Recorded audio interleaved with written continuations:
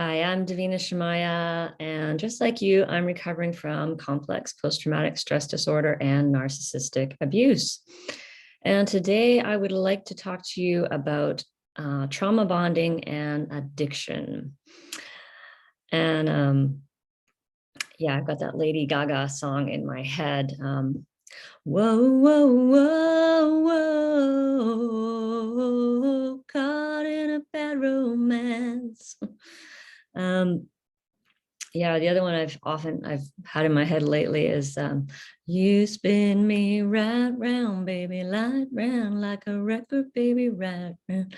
This is narcissistic abuse, and it's not a joke, really. It's narcissists. If you've had narcissistic parents, you are set up for basically, a long time or even a lifetime of addictive behaviors, and because as children, we become addicted to our parents. We become addicted to that kind of crazy love, or what I sometimes call maniac love, where it's not real love, and we're just constantly trying to get this love and approval and acceptance from our parents, and it never comes, and so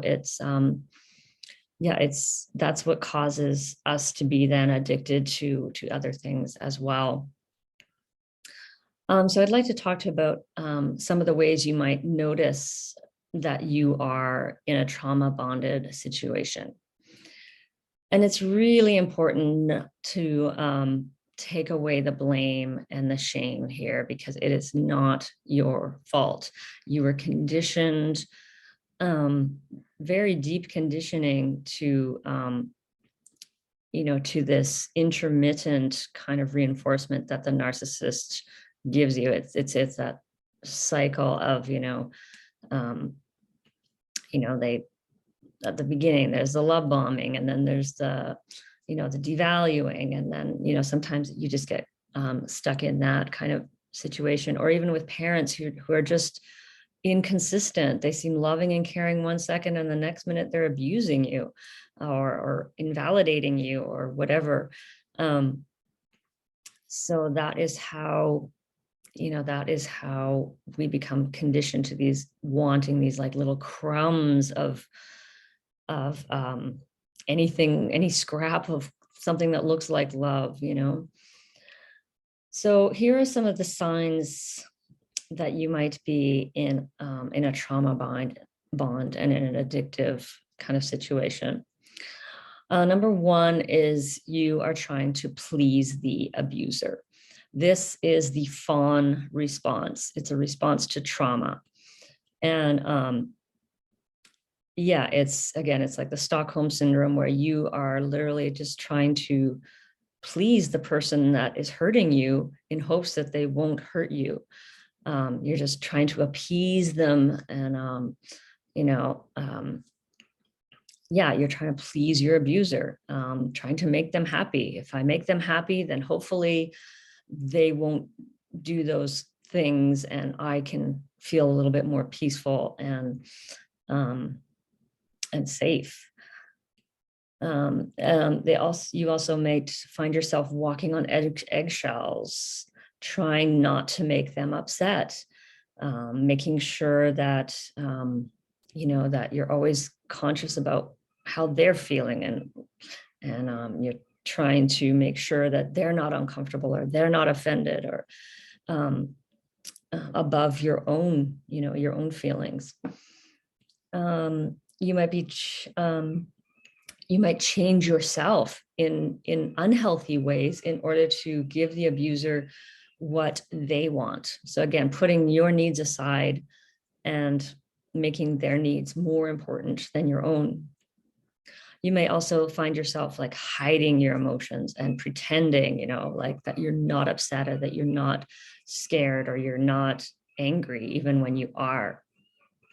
So that's number one, is pleasing the abuser. Number two is really being literally addicted to the abuser. Even though they're abusing you, especially when they're, your parent, they're both caring for us and abusing us at the same time. It's very confusing. It sets you up for a very crazy kind of, and I don't want to say crazy, but a very traumatized mental state, because you're craving their validation, their approval so much because they're not giving it to you. And as a child, of course, you know, you're desiring their love, their affection, their attention. And yet you find yourself constantly being hurt by these people. And yeah, in the same kind of way, you may look for comfort and support from your abusive parents, or, you know, later on in life, maybe an abusive partner or an abusive friend. And you go to them for support and you don't get it. They aren't able to give you anything. And, you know, you're left feeling disappointed. And this is just, you know, we can become addicted to all these feelings too, of being disappointed and being frustrated and feeling ashamed and feeling scared and feeling unsafe.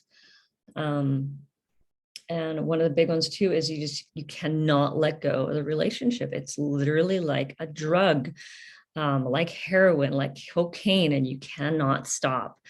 And again, this is not your fault. It's just to bring awareness to the real damaging effect that parents, narcissistic parents, have on us. Number 3, avoidance of pain. And so after a childhood like that, we often will turn to drugs, alcohol, other kinds of addictions in order to numb out our own pain.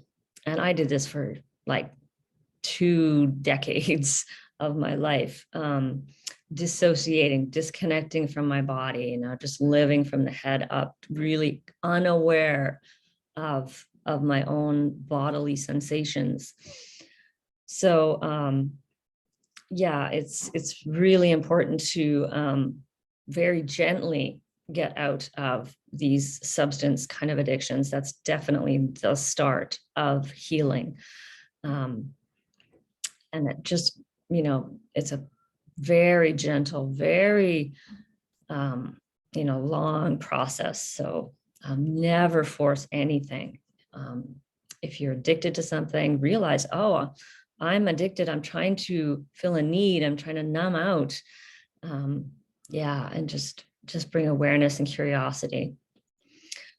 Number 4 is defending the abuser.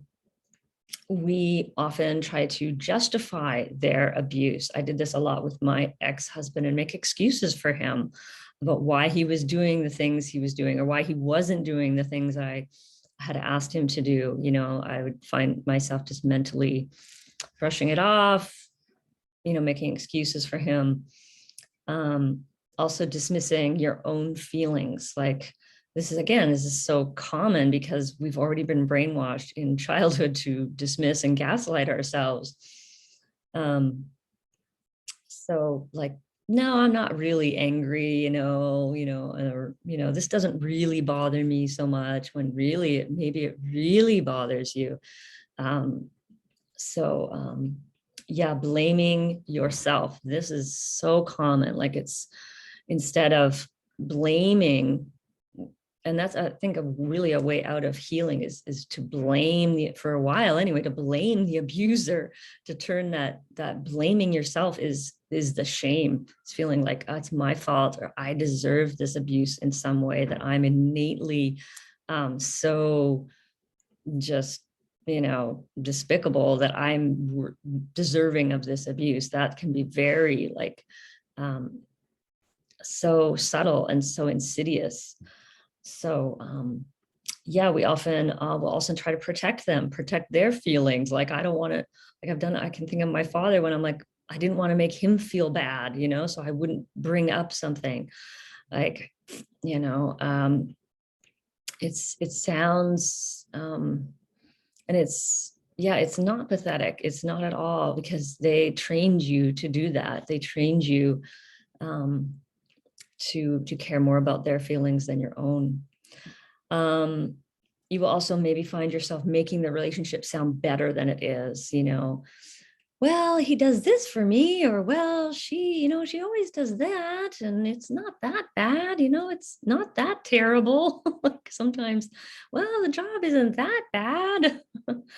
We're just so conditioned to um like, well, it's 50% good. That's not bad, right? Instead of thinking, well, what if something is like 95% like really great? And there's of course some minor things that are maybe not matching or not working, but like most of it is good. We're so conditioned to be like, oh, 50%, 40, it's not bad.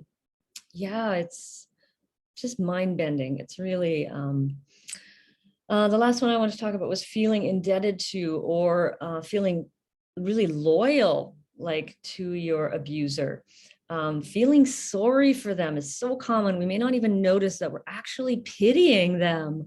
I've noticed this in the parents, some of the parents that I've worked for, that I'm like, oh, well, she's feeling ashamed and I don't want to make her feel bad or feel worse. And kind of caretaking their shame and feeling bad for them. And, oh, they must have had a bad childhood or whatever.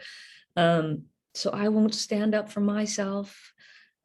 Feeling that you owe them something, that you're obligated. You're not obligated. Even if it's your parents or your brother or your sister or whoever it is, you're not obligated to any relationship. You are a free person. You're a child of God. Your parents just gave you a body. That's it. You don't owe them anything. They brought you into the world. That was their choice, their responsibility to take care of you until you were 18 years old. And that's it. You're a free person. There's another one, empaths and highly sensitive people really feel somehow dedicated and like trying to fix and heal and change this person, this narcissist that will never change, or very, very, very, very unlikely that they will ever change. And yet we see the good in them, and we think, well, maybe, underneath all that layers, if I can just say or do the right thing, that I'll bring out and I'll suddenly experience this loving person that's inside there somewhere. And it takes a lot of grief to let go of this idea that we can change or fix. It's letting go of that fantasy image, that idea of whoever we thought, that our father was, or our mother was, or our husband was. And it takes just a lot of grieving. I mean, I think I've been grieving for 10 years, like seriously grieving for the last 2 or 3 years, for even 4.5. Anyway, I hope that brought you some kind of insight, something helpful for you today. And I am Davina Shemaya at Boldness Blooming, wishing you many, many blessings on your journey of healing and awakening. Thanks for watching.